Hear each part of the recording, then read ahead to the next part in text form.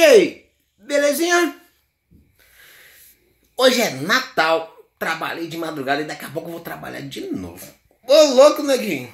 Só que é o seguinte, neguinho, Feliz Natal pra vocês aí, continuar a festa aí.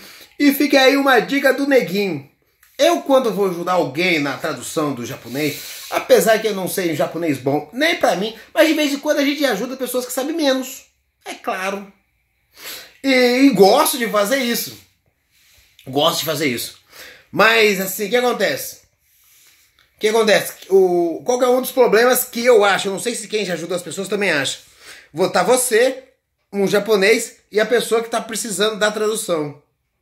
E quando você está falando, né, ela passa o recado e você traduz e passa para a pessoa, para o japonês. Depende da resposta, o japonês fala e a pessoa, ela menciona alguma palavra em japonês. Um exemplo assim, não sei o que lá, fala, daqui a pouco a pessoa fala assim, hai, wakata, daijoubu. Eu não sei se já perceberam, mas o japonês olha, ele automaticamente acha que a pessoa entendeu. Daí então ele vai continuar a falar. Daí a pessoa não vai continuar a entender e precisa de você. Daí você fica no meio da conversa. Bem, eu tô fazendo papel de bobo aqui. Eu sirvo pra quê? Só que a pessoa ela não sabe. Só que ela tem esse costume de falar algumas palavrinhas em japonês que deixa a conversa assim, velho. E daí o japonês dá aquela olhada assim. Então, ele tá entendendo o que você tá fazendo aqui. Tá entendendo aqui? Tá entendendo? Eu não sei se já aconteceu com algum de vocês. E o que acontece? E lógico que em 17 anos tem várias circunstâncias, várias coisas.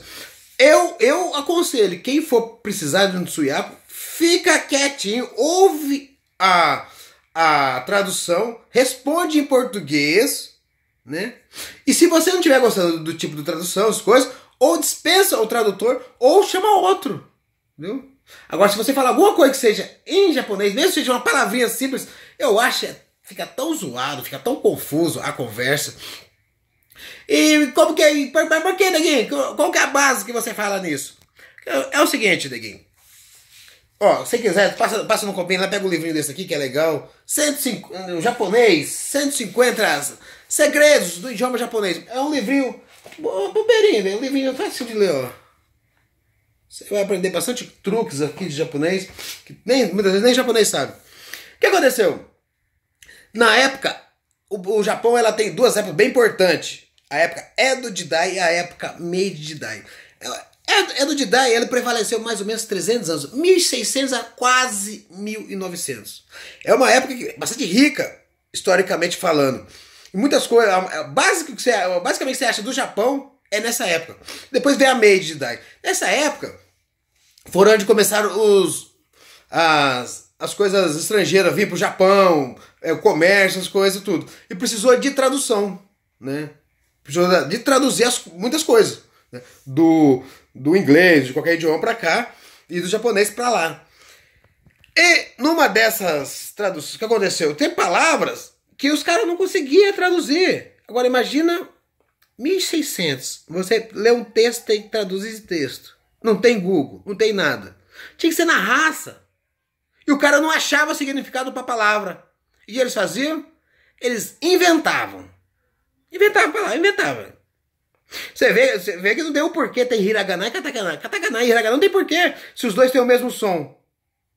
Só que hiragana é para a palavra japonesa e o katakana para a palavra estrangeira. Beleza. Continua o raciocínio.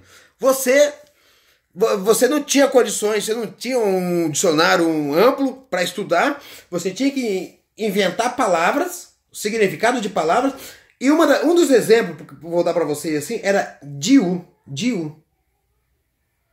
Hoje, você consegue traduzir, se você qualquer dicionário você procurar, como liberdade. Faz do jeito que você quiser, liberdade. Faz do jeito que você quiser. Mas nesse período de 1600 e pouco para frente, né, até na época Meiji Jidai, o que era? Jiu, liberdade, era visto com a palavra negativa. Agora imagina você, que acha que sabe falar um pouquinho, estudou decorou palavra numa apostila antiga, e você vê Jiu com uma palavra negativa. Hoje já não é mais, hoje é positiva. Liberdade, pô. Coisa mais importante. Uma palavra, Diu. Diu. Como é que você vai se responder por você? Você vai ter uma liberdade, sendo que você tem que pensar nas pessoas. No seu grupo. Liberdade não é coisa boa. Quando você está depende da circunstância. Você tem que se responder pelo seu grupo. Você é o inglês fala como se fosse o agamamã, egoísta. Uma palavra que uns tempos atrás, claro, que é 300 e pouco anos atrás, era como egoísta, hoje é como liberdade. Uma das coisas mais importantes que a gente tem. O que eu quero dizer? Palavras mudam. O significado das palavras muda, principalmente no japonês.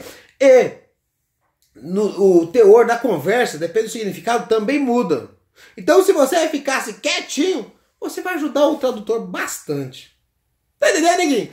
As coisas mudam. Talvez você leu ali como tal coisa, num livrinho, você decorou aquilo, mas depende da conversa, o significado é outro. E você não sabia. E você fica lá. Tá bom, neguinho? Ajuda o povo aí, neguinho. É nóis. Tchau!